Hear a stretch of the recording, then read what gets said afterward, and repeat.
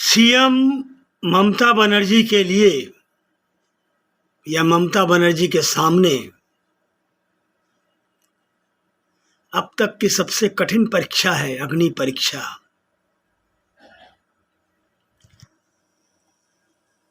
बंगाल के मुख्यमंत्री तृणमूल कांग्रेस सुप्रीमो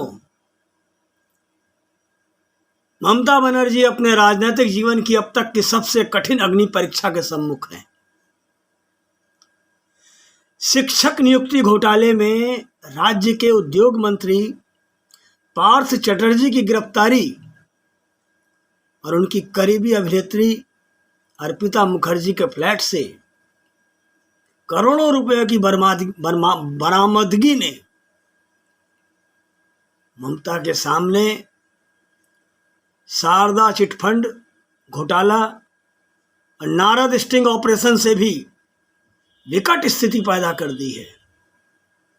इसकी सबसे बड़ी वजह यह है कि यह घोटाला सीधे तौर पर जनता के एक बहुत बड़े वर्ग से जुड़ा हुआ है, खासकर राज्य के बेरोजगार युवाओं से। उनके साथ उनका परिवार भी प्रत्यक्ष रूप से इससे जुड़ गया है। शारदा चिटफंड घोटाला, इनके पीड़ितों की संख्या इतनी अधिक नहीं थी। नारद स्टिंग ऑपरेशन में भी तृणमूल नेताओं पर उंगली उठी थी, लेकिन इस मामले में विरोधी दल भाजपा और माकपा ने अर्पिता का नाम ममता से जोड़ते हुए सीधे उनकी ईमानदार नेत्री की छवि पर सवाल खड़ा कर दिया है। यही कारण है कि ममता को चुप्पी तोड़ते हुए सार्वजनिक मंच पर यह सफाई देनी पड़ी कि उन्होंने सारी उम्र निजी फायदे के लिए नहीं बल्कि लोगों की सेवा के लिए राजनीति की है। पूर्व सांसद के तौर पर वह जिस पेंशन की हकदार है वह भी नहीं लेती है।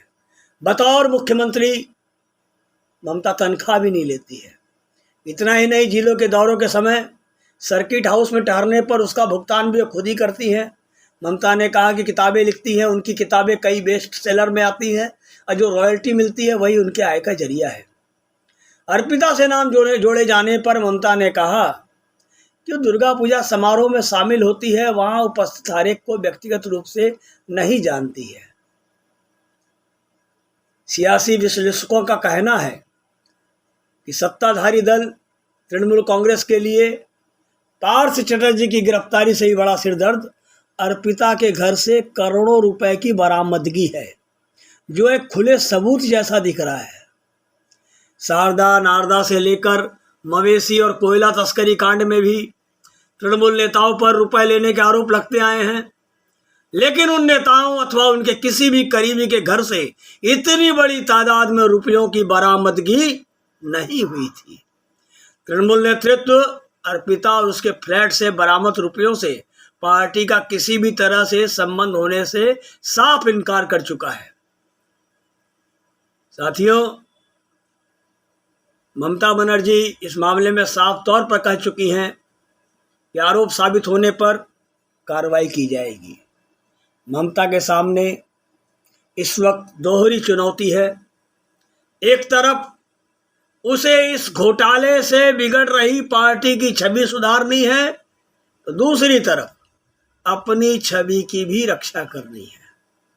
ममता ने इसे लेकर विरोधी दलों को चेतावनी देते हुए कहा है कि उन पर कालिख पोतने की कोशिश न करें, क्योंकि ममता ने कहा कि उनके हाथों में भी अलकतरा है। जरूरत पड़ेगा तो वे कालिख पोतने वालों को अलकतरा पोत देंगे। 2013 में सामने आए शारदा चिटफंड घोटाला और 2014 में नारद स्टिंग ऑपरेशन का 2016 के बंगाल विधानसभा चुनाव में तृणमूल पर कोई असर नहीं पड़ा था। इसकी एक वजह यह थी कि न तो शिक्षक भर्ती घोटाले की तरह करोड़ों रुपए की बरामदगी हुई थी और न ही ममता की ईमानदार नेत्री की छवि पर कोई सवाल उठाता।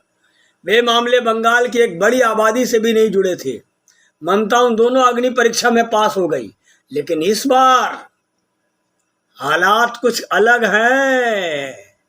ऐसे में यह कहना गलत नहीं होगा कि शिक्षक भर्ती घोटाला उनके राजनीतिक जीवन की सबसे बड़ी अग्नि परीक्षा है।